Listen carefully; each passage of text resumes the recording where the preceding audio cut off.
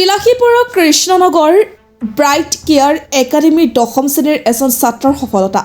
এমাৰ্চ একাডেমীৰ পৰা talent hunt exam লৈছিল। তাৰ ভিতৰত টপ 10 ষ্টুডেণ্টৰ ভিতৰত বিলাসীপুৰা ব্ৰাইট কেয়াৰ একাডেমী 10ম শ্ৰেণীৰ অধ্যয়ন কৰা মাহফুজুৰ ৰহমানে 10ম স্থান লাভ কৰিছে আৰু আজি এমাৰ্চৰ একাডেমীৰ তৰফৰ পৰা 300 টকাৰ এটা চেক আৰু মানপত্ৰ বিতৰণ কৰে।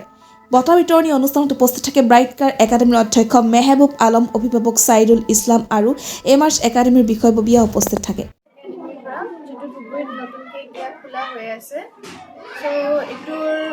মেইন আমাৰ এইমটো হৈছে যে ষ্টুডেণ্টছবিলাকক মেডিকেল ইঞ্জিনিয়াৰিঙৰ যিটো কোচিং আছে সেইটো আমি বাহিৰত নিদি কিনে আমাৰ নিজৰ ঠাইত দিবলৈ চ' ডেট সিহঁতৰ কাৰণে ইজি হৈ যায়, বস্তুবিলাক ইয়াতে ট্ৰেভেল ফ্ৰেণ্ডলি হৈ যায়।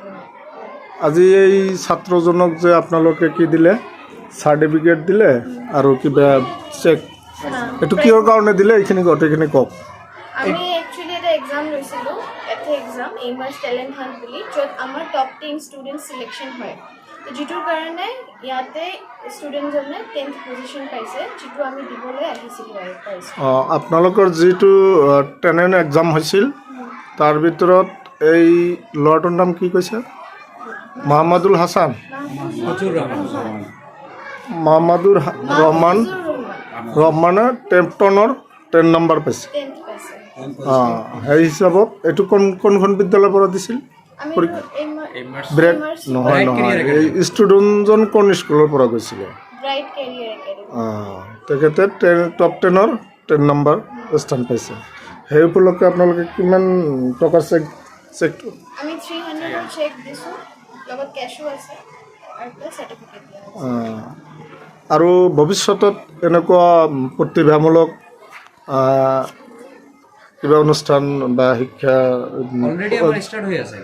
অলৰেডি আমাৰ যিটো ক্লাছ 8ৰ আছে ষ্টুডেণ্টৰ, ক্লাছ যিটো এইবাৰ 9ত উঠি আছে, সিহঁতৰ কাৰণে আমাৰ টেলেণ্ট হাণ্ট এক্সাম আছে আৰু ক্লাছ 10 ষ্টুডেণ্ট যিবিলাক এইবাৰ মেট্ৰিক দিব, মেট্ৰিক দিয়াৰ পিছতে সেইটো টেলেণ্ট এক্সাম হৈ যাব। তাতে আমি ষ্টুডেণ্ট 10টা ষ্টুডেণ্ট আমি 10 লাখ টকাৰ আমি স্কলাৰশ্বিপ দিম। এইটো আৰু মেডিকেল ইঞ্জিনিয়াৰিং কৰাৰ কাৰণে যিটো এমাৰ্চ একাডেমী আছে ধুবুৰীত, এই তাৰ পৰা আমি এইটো চেকটো দিব পাৰিম। এইটো বছৰত এবাৰে হ'ব। এইটো আমাৰ ফেব্ৰুৱাৰীত এক্সাম হ'ব, ফেব্ৰুৱাৰীত আছে, মাৰ্চত আছে, ইভিনকি এপ্ৰিলত আছে। আমি অলৰেডি ৰেজিষ্ট্ৰেশ্যন কৰি দিছোঁ। তাতে যদি এমাৰ্চ একাডেমী ৱেবছাইটটো খুলি যায়, তাতে আপোনালোকে দেখা পাব যে এমাৰ্চ একাডেমী, তাতে ৰেজিষ্ট্ৰেশ্যন ফৰ্মটো তাতে দিয়া হৈছে। এইটো কোন মাহত হয় বছৰৰ? এইটো আমি ইভিনকি এই বছৰত আমি অলৰেডি ডিচেম্বৰত এটা কৰিলোঁ, দেন আমাৰ মাৰ্চত হ'ব আৰু এপ্ৰিলত হ'ব। মাৰ্চত আৰু এপ্ৰিলত। এইটো কোন ক্লাছৰ? ক্লাছ 8ৰ আছে আৰু ক্লাছ 10ৰ আছে।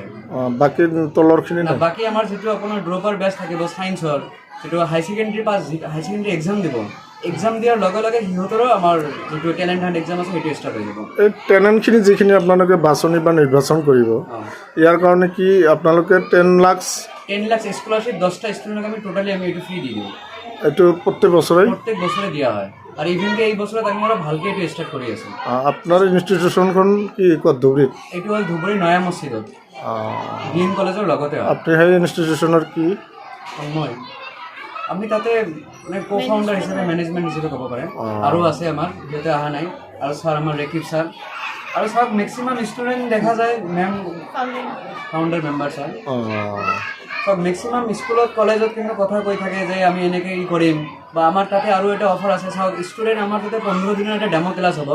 ডেমো ক্লাছত যদি ষ্টুডেণ্টে তাৰ পৰা আমি এটা এক্সাম ল'ম, এক্সামত যদি কোৱালিফাই কৰে, দেন সিহঁতক আমি এডমিশ্যন আমাৰ কলেজত এমাৰ্চ একাডেমীত আমাৰ এডমিশ্যন হ'ব।